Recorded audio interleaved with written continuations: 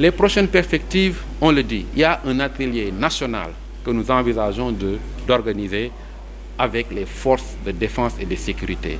Nous savons tous le rôle des forces de défense et de sécurité, mais parfois leur intervention crée mort d'homme, par exemple.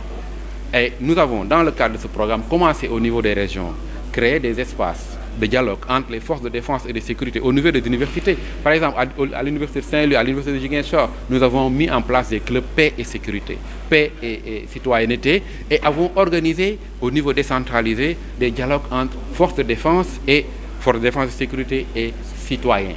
Et la prochaine étape, c'est au niveau national, organiser un grand atelier, un terrain-atelier entre les forces de défense et les jeunes, pour que, qu'au Sénégal, qu'il y ait possibilité de faire des actions de maintien de l'ordre sans que ce soit assorti de mort d'homme ou autre. Et ça, c'est la volonté affichée des forces de défense et de sécurité que nous avons rencontrées, qui ont adhéré à l'idée d'aller dans ça. Parce que quand il y a confrontation, quand il y a un blessé, qu'il soit des forces de défense et de sécurité, qu'il soit du côté des manifestants, c'est un Sénégalais qui est victime.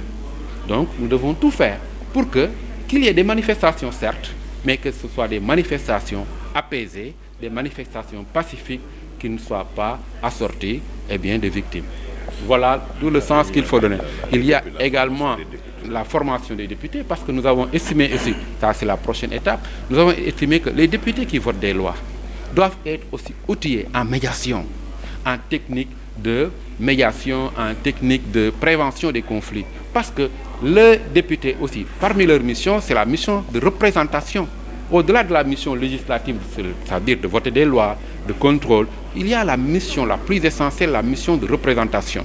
Et donc, nous, dans le programme Sakhel Jam, il y a une partie importante consacrée au renforcement des capacités des députés à pouvoir aussi jouer un rôle de médiation et de prévention des conflits, mais de médiation et aussi de renforcement des capacités à mieux maîtriser les lois qu'on leur soumet.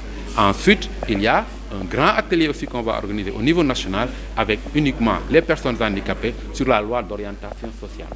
Voilà donc en perspective ce que nous comptons faire dans le cadre du programme Sakhel Jam, mais sans oublier la continuité des activités des ambassadeurs de la paix et des relais de la paix qui sont des personnalités politiques, des personnalités indépendantes connues pour leur intégrité, qui sont de façon discrète en train de dénouer des crises, dénouer des conflits.